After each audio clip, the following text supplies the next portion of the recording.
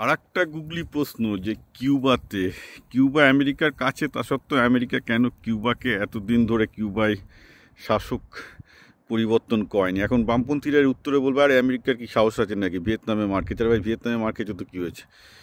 ভিয়েতনামের পেছনে রাশিয়া আর চায়না ছিল, কিউবার পেছনে এখন কেউ নেই। আর সবচেয়ে বড় কথা, আমেরিকা ইরাক সহ লিবিয়া সহ সব জায়গায় শাসক পরিবর্তন করে দেখিয়ে দিয়েছে অনায়াসেই করতে পারত। আসলে তা নয়, মেন ব্যাপার হচ্ছে আমেরিকা ফ্লোরিডা বলে যে রাজ্যটা আছে সেই রাজ্যটাই চায় না যে কিউবায় পরিবর্তন হোক, কারণ ফ্লোরিডার ইকোনমি পুরো এটার ওপর ডিপেন্ড করে কি কিউবায় কমিউনিজম আছে। সেটা এইভাবে যে ফ্লোরিডায় প্রায় 25 লাখ মতো কিউবান যারা কিউবা ছেড়ে পালিয়েছে, তারা মায়ামি শহরটাকে তৈরি করেছে। মায়ামি শহরের ইকোনমি এবং আশেপাশের ইকোনমি প্রায় $1 ট্রিলিয়ন ওপরে।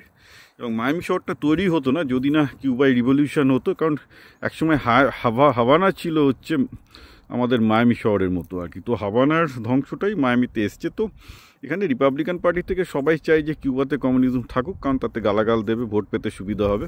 কারণ একবার ওখানে যদি ডেমোক্রেসি এস্টাবলিশড হয়ে যায় তাহলে আবার ফ্লোরিডাতে রিপাবলিকান পার্টি যাবে, এবং সাথে সাথে মায়ামি শহরের ভবিষ্যতে যাবে, কারণ মায়ামির থেকেও হাভানার লোকেশন অনেক অ্যাডভান্টেজিয়াস। কিন্তু হাভানা ধ্বংস হয়ে যায় কমিউনিজমের পর, literally it's a ruin city নাও।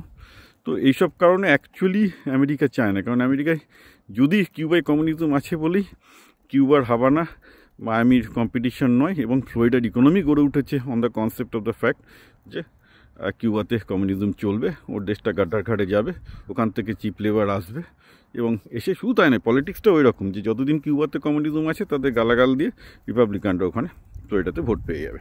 এইসব কারণে আমেরিকা চায় না যে কিউবায় কিছু, যার জন্য আমেরিকা ভেনেজুয়েলায় যাবে, আরও অনেক জায়গায় গিয়ে শাসক পরিবর্তন করবে, যেখানে তেল আছে করবে, কিউবায় কিছু করবে না, কারণ কিউবা কমিউনিজম অ্যাকচুয়ালি আমেরিকার ফ্লোরিডাকে গ্রো করতে হেল্প করে।